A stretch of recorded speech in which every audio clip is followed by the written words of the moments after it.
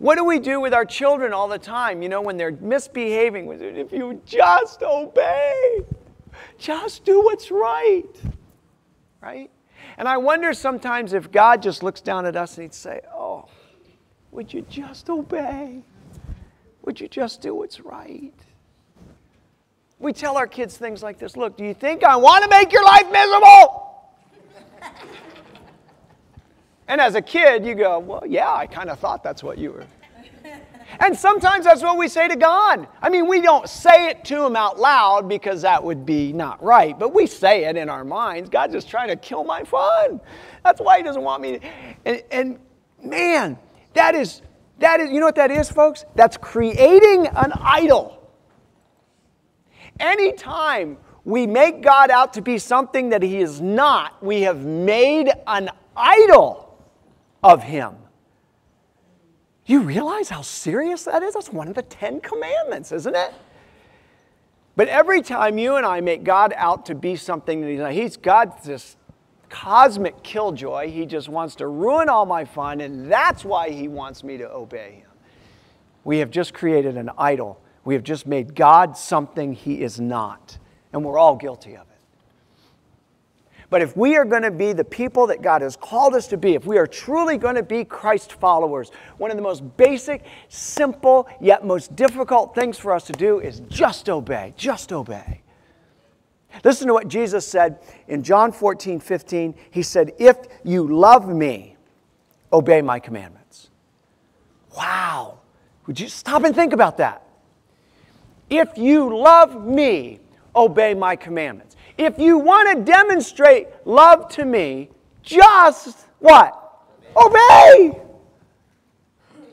I am so tired, folks, of hearing people tell me how much they love Jesus, and then they're blatantly living in sin. Don't tell me how much you love Jesus and do things that are absolutely contrary to what he's told us not to do.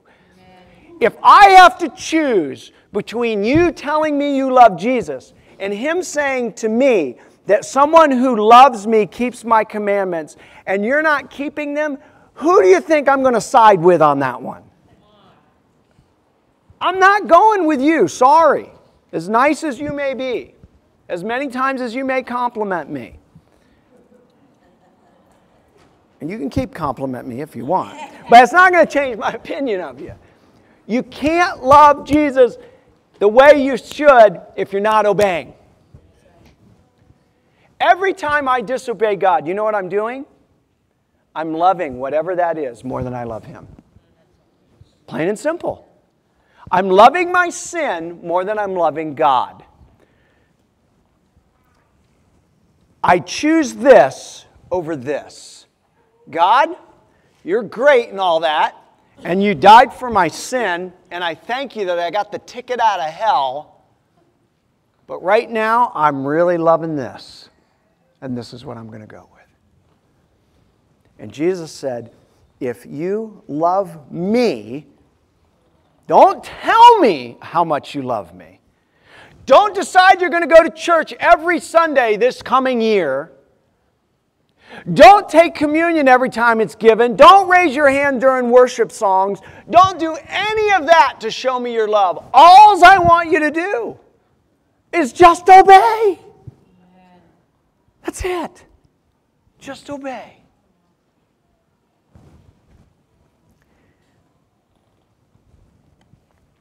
I'm going to give you just 4 ideas that I believe the Lord's laid on my heart this week that I want to share with you about just obeying. And this is one of those messages that it's like you're rubber and I'm glue, right? You heard that old thing? As I'm throwing it out at you, it's coming back and sticking to me because this is me too. All right? So don't get all ruffled. Oh, what's he saying that all that for? It's for me too. We are the church. Amen? We're the family. God's given me the voice this morning, but it's speaking to me as well. So calm down. All right? Just obey. Here it is. Here's number 1. Obey God, even when good results aren't guaranteed. Listen. Obey God, even when good results aren't guaranteed. Some of our ladies have been in a study in the book of Daniel. And there's some great stories in Daniel. And there's also some great prophecy in the book of Daniel. But in Daniel chapter 3, we read about these three valiant men of God. Shadrach, Meshach, and Abednego. And the King Nebuchadnezzar, makes this 90-foot tall golden statue. And he decides that everybody in his kingdom, when they hear the band playing, they're supposed to drop to their knees wherever they're at, face that statue, and worship the statue. And so sure enough, the music starts playing, everybody drops. Except Shadrach, Meshach, and Abednego. They're just standing there, watching everybody else. And as these guys are down there, just bowing before this statue, somebody looks up and they see Shadrach, Meshach, and Abednego. They're not making a big deal. They're not preaching. They're not going, "You're going to all die. Get up right now." They're just standing there. They're just not doing it. Because God's told them, you should have no other God before me. You don't worship anything else but me. And so they stand there. And so these guys, for whatever reason, have it out for Shadrach, Meshach, and Abednego. And they go to the king and they say, "King Nebuchadnezzar, you're such a great king. Live forever, king. We know you put this statue together and you made this rule that when the music starts playing, everybody's supposed to drop and worship. And by the way, king, we think it's a great law. But there's three guys, Shadrach, Meshach, and Abednego, and they refuse to bow down." Well, the king gets all mad. And the king says, "Have those guys brought to me at once." And so they bring them in. And they're standing before this great king of the Babylonian Empire. I mean, this guy has all the power in the known world at that time. And he says, "Look, I'll give you one more shot. When the music starts playing, you drop and worship. And we'll forget this whole thing ever happened." I mean, that's an incredible, if you know how things worked back in the day, it's incredible that he even gave them another shot. He said, "If you don't, you'll be thrown into a furnace, a fiery burning furnace, and we're going to burn your butt up." Now, I don't know about you, but I'm pulling the boys aside and saying, "Okay, guys, maybe we should think this through." But not these guys. Daniel chapter 3, verse 17. I don't know who the spokesman was because it doesn't tell us, but one of them said, "If it be so, our God whom we serve is able to deliver us from the furnace of blazing fire. And he will deliver us out of your hand, O king. But even if he does not, let it be known to you, O king, that we're not going to serve your gods or worship the golden image that you've set up."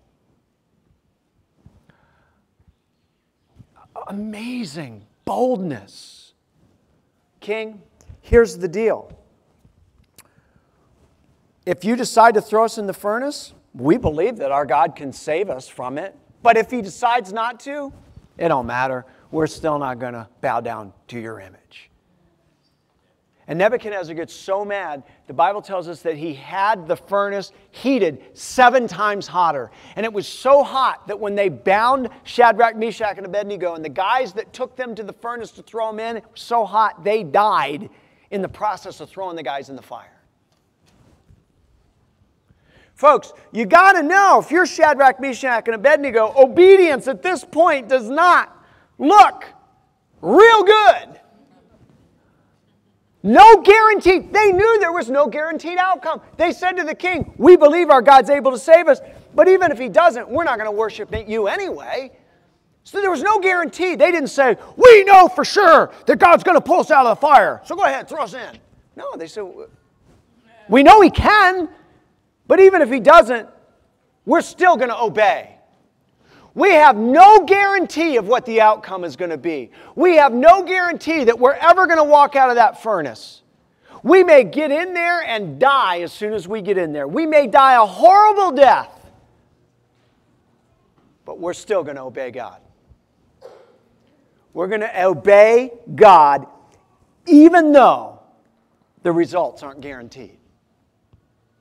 And some of you know the story. They were thrown in there.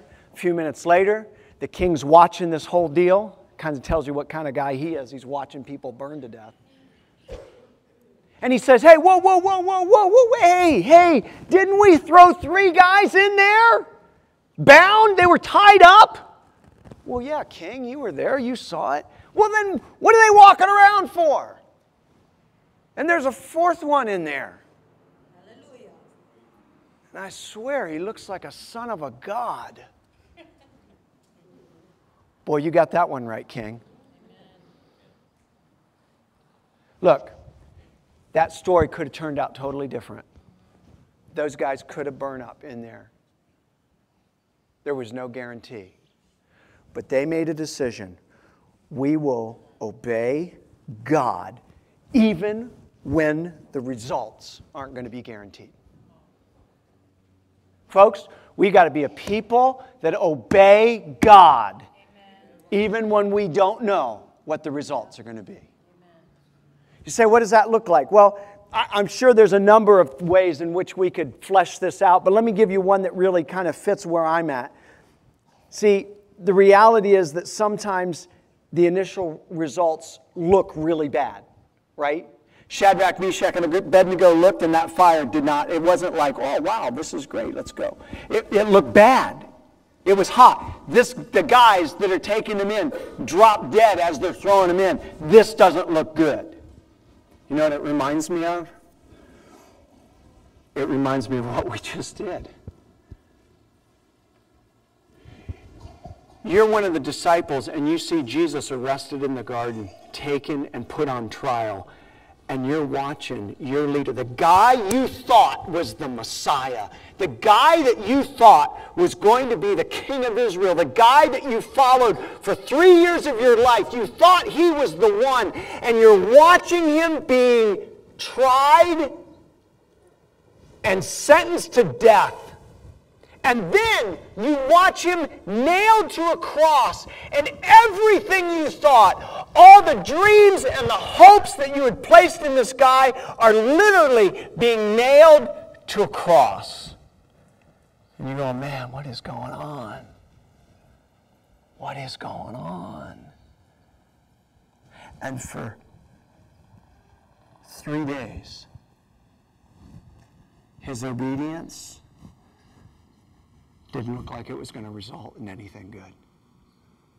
For 3 days, they huddled in a room and tried to figure out what was next because it looked really bad. But on the 3rd day, he came out of that grave.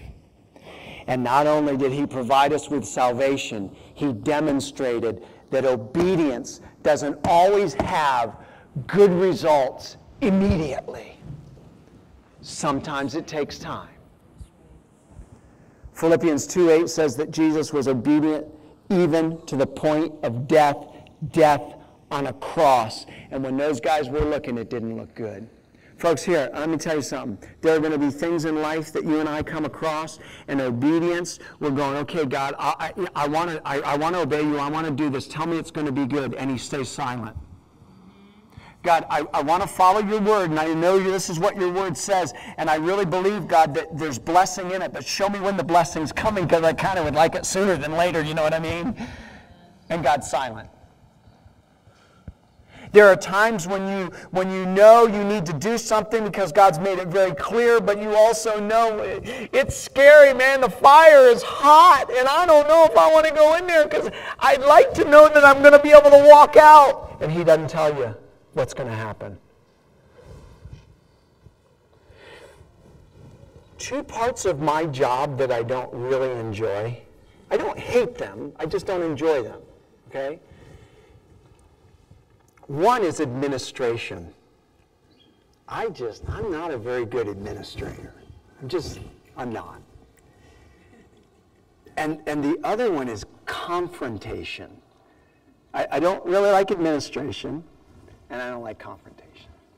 I like people to like me. I just like to be liked. And so I don't like to get into people's faces and say, you're wrong, you're in sin, get right. But in Matthew 18:15 it says this, if your brother sins, go and show him his fault in private. I don't know, but it sounds like a command to me. It sounds like a directive from Jesus. Look, if there's sin, you need to go take care of it. And by the way, this wasn't written to pastors. It was written to followers of Jesus, period. So this is for all of us. You say, why would Jesus ask us to do that? Because it's for our good, right? If someone's in sin, that means there's something broken in their relationship with the Lord. And if we love them, we don't want that to be a part of their relationship. And so we want them to be whole because we love them. But here's the second part of that verse. And here it is. Here's that little two-letter word that gets me every time. If he listens to you, you've won your brother. If he listens to you, yeah, that means he might not listen to you. The outcome might not turn out good. He may get in your face and call you some nasty names. He may get physical with you. You say, Rand, does that happen? Yeah. Kind of. The bad names have happened a lot. Doesn't really bother me anymore because I know who the real enemy is. Yeah, that's right. So has anybody physically ever tried to do anything to you? I've had a couple of situations. It was so amazing. I just know that God was there shielding me because I know I come across as kind of meek and mild, and I'm a fighter. If you get in my face too close, I want to push. I want to push hard. And all my years of wrestling just want to come out and launch on you. And I've had a couple situations where I've had people like right here. I mean, where you're like drinking in breath that you don't want to drink in. You know what I'm saying? And in my mind, I'm going, dear Lord, I'm going to launch. You got to help me, Lord, because Lord, if they touch me, I'm gone. Please don't let them touch me, Lord, because I'm going to go. And I've seen a couple situations where it's like there's this invisible force field right between me and them, and I just look and I hold my ground, and within just a short period of time, they back away. It's not because I'm being intimidating. I'm not saying to them, come on, let me have, just one, give me one. I'm not saying anything most of the time. I'm just standing there. Many times I have my hands behind my back because I know if I put them out front, they're going to be doing this. So I'll just stand there and I'll listen. And I think what happens is sometimes when that happens, they get to hear what they're saying too, because I ain't saying anything.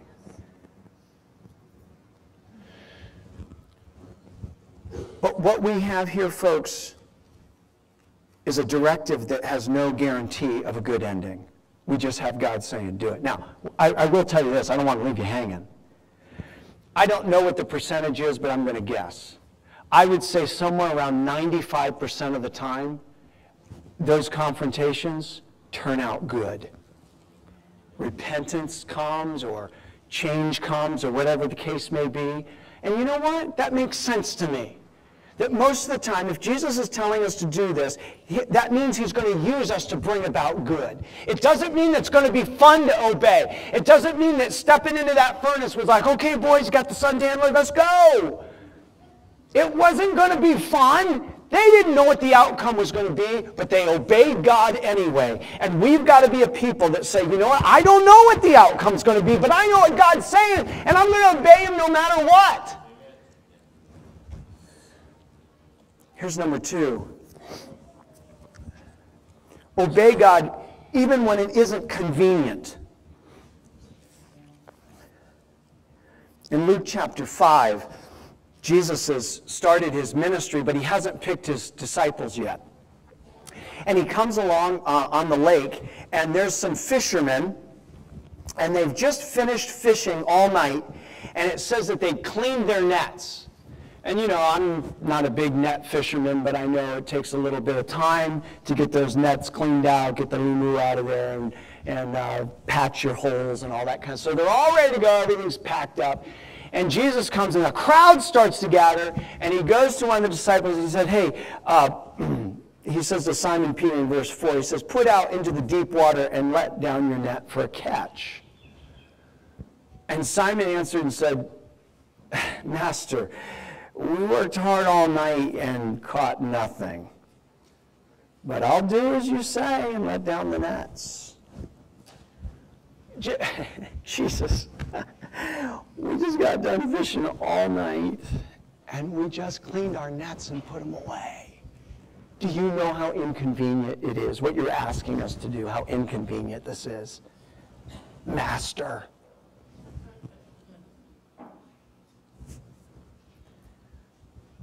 When they had done this, they enclosed a great quantity of fish, and their nets began to break.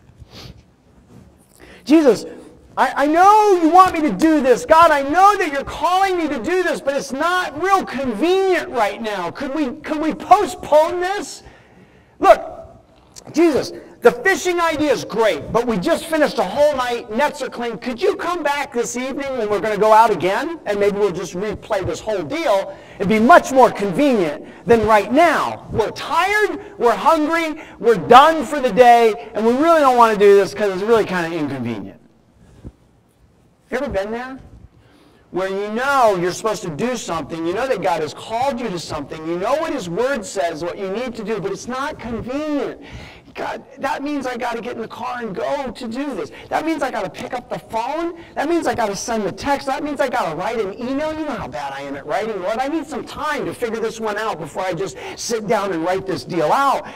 Lord, you mean right now? But God, I just finished work and I'm tired. Not now.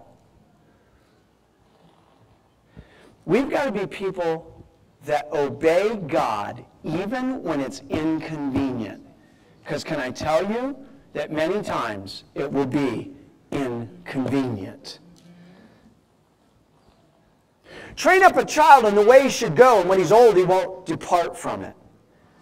I don't know, but that sounds like a directive to me, to parents, to train up a child the way that God intends them to be trained. If you're a parent in this room, would you agree with me that most of the time that's not a convenient command to obey? Amen. You're tired, it's been a long day, kids are still acting up, and you're going to just let it go. Just let it go. Right? Hey, obedience isn't always convenient. But let me show you something. When these guys did it, when they obeyed, even though it was inconvenient, God blessed so much that they couldn't even hardly hold what God had blessed them with. A year or two after coming to Molokai, I got a call from Pastor Bill Umi. And Bill and Esther have been our friends literally since day one on island.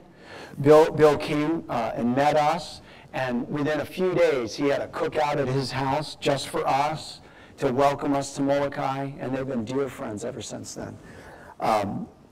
But Bill called me up, and he said, hey, I just heard that they're closing down the wrestling program at the high school. I said, oh, that's too bad. That's terrible. And he goes, yeah, didn't you wrestle in college? And I said, yeah, I did. Well, maybe you should go over there and apply for the job. I said, Bill, I don't have time. I'm trying to figure out how to be a pastor. I don't even know how to pastor a church, and now you're telling me I should go over and apply for another job as a wrestling coach? Bill, I don't have time for that. I'm trying to figure out what I'm doing here. And then, doggone guy, he says to me, well, maybe the Lord is opening up an opportunity for you to minister in the community.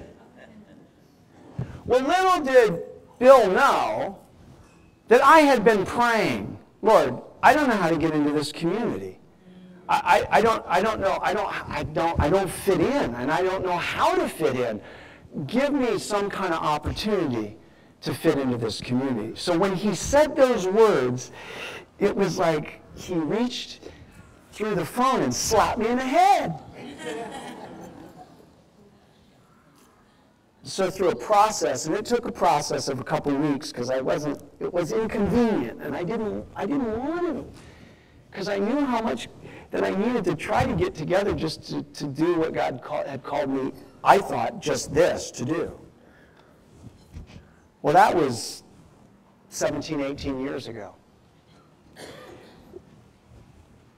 Inconvenient. What's happened from all that? Well, God gave me an opportunity to get involved in the community in a way that I never would have thought of on my own.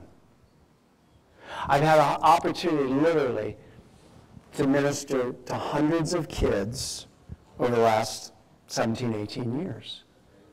I've had an opportunity to be in the school system and to know folks in the school system, so when someone like Ken Freeman comes along and CD and Melody Fabian, and I can go and say, hey, I've got these folks, I think they would be great to speak in an assembly, they don't even question. They go, let's do it. Let's look at the calendar and let's do it. Folks, that's not me. That wasn't my plan. That wasn't what I had figured out.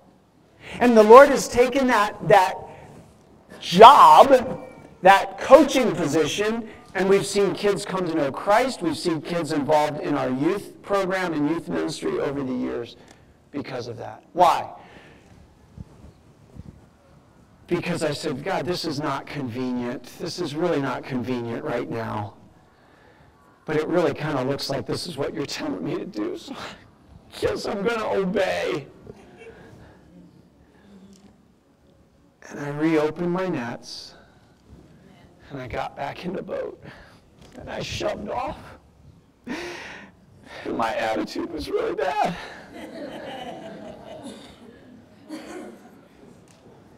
Folks, we've got to be a people that we obey God even when it isn't convenient. Here's number 3. Obey God even when it doesn't make sense. Obey God even when it doesn't make sense. I've given you a couple of passages there in your notes, but I'm going to go to the 2 Kings passage.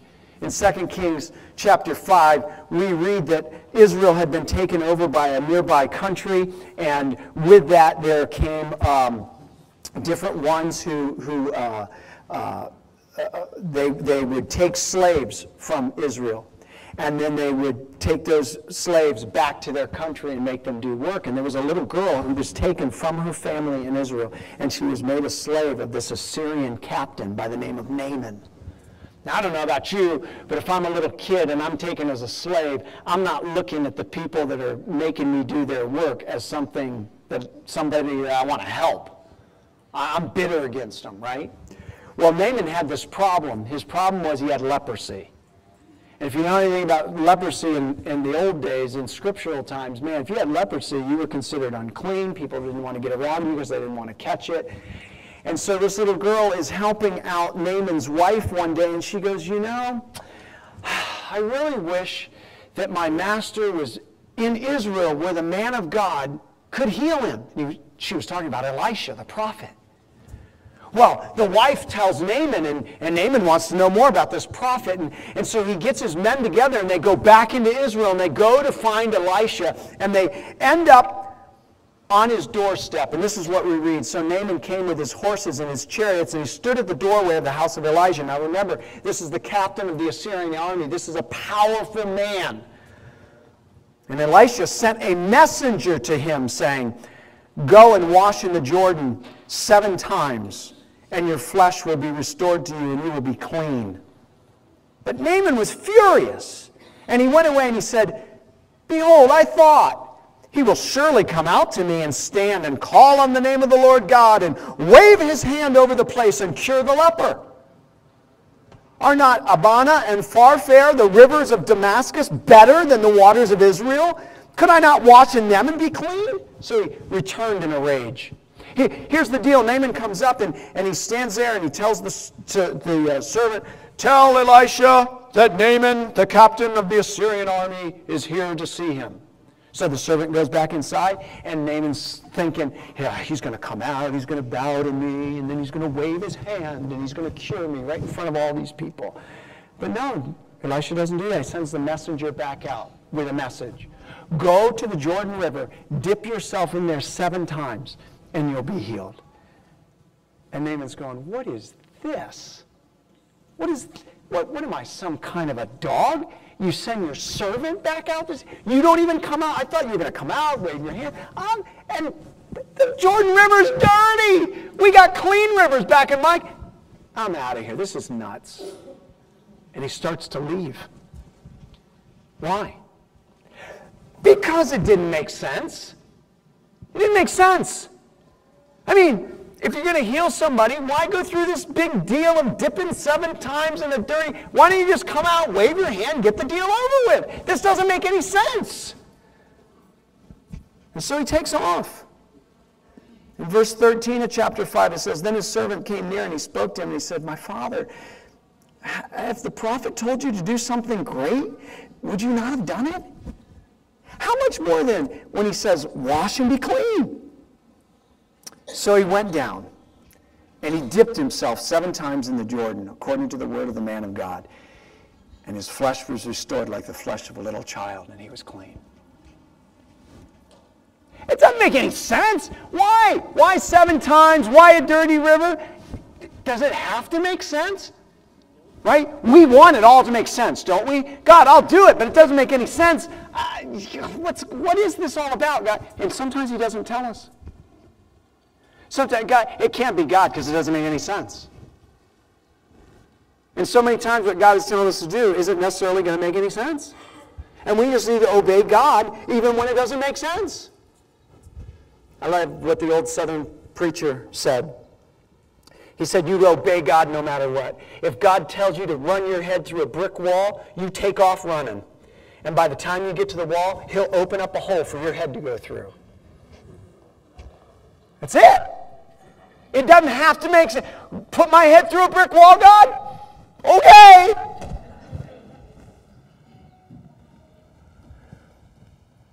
Some of you have had a chance to meet the Leibs, Lenny and Adele. And I have known them for a long, long time. And the way they came here, and they can tell the story better than I, and I'm gonna miss some juicy parts, but their family vacation was coming up. And they began to be stirred that they needed to do something different than just go on vacation. They needed to serve the Lord on their vacation. But it didn't make a whole lot of sense. And then through the series of events, they met the pastor of a little church on a little island in the middle of the Pacific that they never even heard of before. And they felt very strongly that God was saying, you need to go there and minister during your family vacation. And it was a battle. It was, no, God, this doesn't make any sense. But they obeyed anyway. And because they obeyed, their son Chris, who was a teenager at the time, their daughter Sarah, who was in elementary school at the time, eventually came here to live and minister. And now Chris leads a mission organization in Haiti that oversees something like 65 or 70,000 students, 350 plus churches, and God is using him and his family in mighty ways. Sarah is married to a man who is involved in a ministry that trains Christian leaders in other parts of the world. You know why? Because they obeyed even though it didn't make sense. This doesn't make sense. Our family needs a vacation. We need to, relax. We shouldn't be serving. It's been a hard year. We've worked hard. We just need to kick back somewhere and relax. God said, this is what I want you to do. But God, it doesn't make, this is what I want you to do. Okay. And God bless. See, we need to obey God even when it doesn't make sense. And I want to finish with this. We need to obey God even when you don't want to. Even when you don't want to.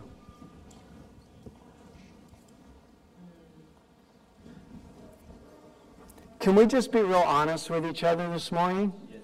There are times I don't want to obey God. And I got a hunch there are times you don't want to obey God either. I just don't want to.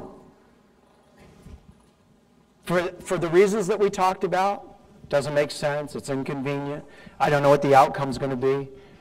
Sometimes just because I'm a sinner and I don't want to obey him. Oh, but you want Kahu, you sin? Yeah, I sin. Talk to Louise, she'll tell you all about it. I'll give you one story and we're done. Many years ago, I don't even know how many years ago it was now, I played softball. Bad memories. I didn't want to play softball. Dino came to me. Hey, you want to play softball? No, I'm not a very good softball player. I don't want to play softball. Hey, come on. We need one more guy on the roster. Just, all right, I'll play softball. We were so bad. And it wasn't my fault, but we were bad. And I was coming home from a softball game one night, and we had gotten killed. 5-inning rule, the whole deal. We just got creamed again. And I'm driving home, and I'm having this conversation with God, like, God, why am I doing this? It's so stupid. I hate doing this. I just want to be home. I'm hungry. I'm tired. And just have my own little pity party. And as I'm driving, I see this guy walking on the side of the road. It's dark. I see this guy walking on the side of the road. I'm going, that's kind of weird. And I keep driving. Drive a little bit further, and there's a van sitting on the side of the road. I'm going, oh, too bad for them. And I keep driving. You got to understand, I grew up in the city. You don't stop for anybody. To this day, 20 plus years on Molokai, I see a hitchhiker and the first thing in my mind is, oh, they may kill you, keep going. I have to talk myself through it. No, it's an auntie, she ain't gonna kill you, drive over. So I'm driving down the road, here's this guy, here's this van, I keep going, I just want to go home, I'm tired, I'm hungry, I'm defeated, I'm fed up, I'm done. And I hear, turn around and go back. I'm really tired. I go a little bit further, just ignoring it. Go a little bit further. It comes again. Turn around and go back. This time, I don't know if you've ever done this, but I do this periodically, more times than I should. I'm talking out loud to God. God, I don't want to turn around and go back. And there's nothing except go back. God, I don't want, I'm tired, Lord, I'm tired. I just want to go home. I've been home all day. I've been with my family. I just want to go home, sit on the couch, veg, eat some food, go to bed. I don't want to turn around. No explanation, no specifics, just again, go back. And literally, this went on for a mile or more down the road. By this time, I'm on the bridge, and I'm going across the bridge, and I'm just like, and then this thought hits me. If you don't turn around and go back, you may miss out on something that God wants to do. Man, no.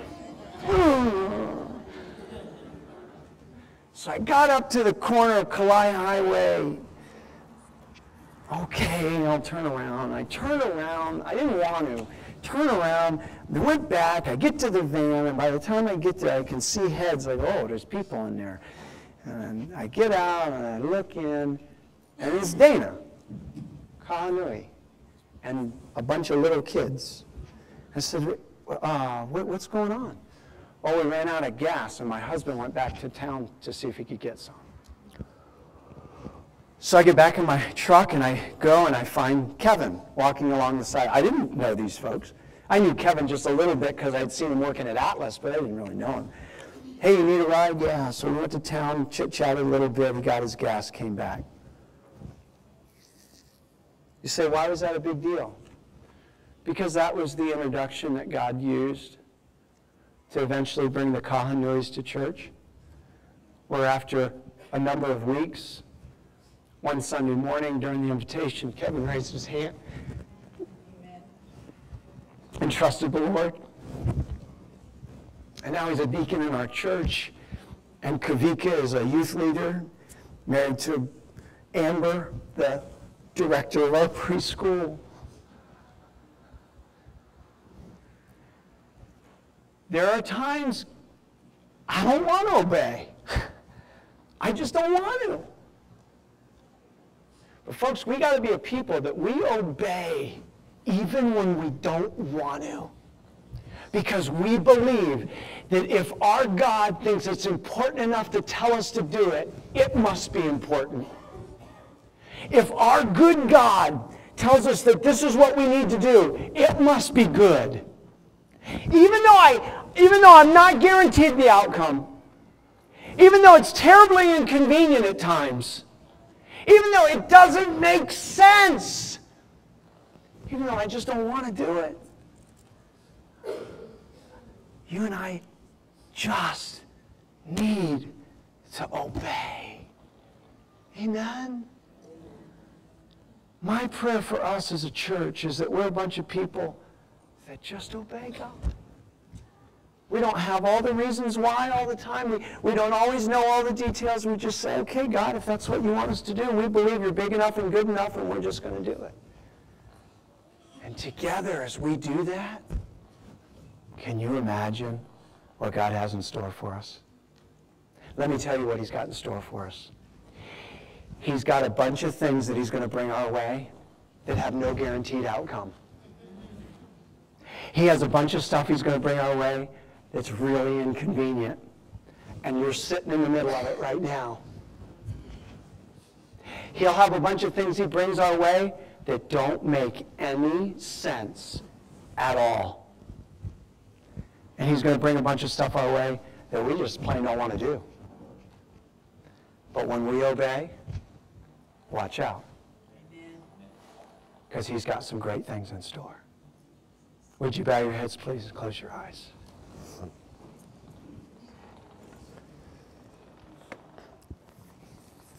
Oh, dear.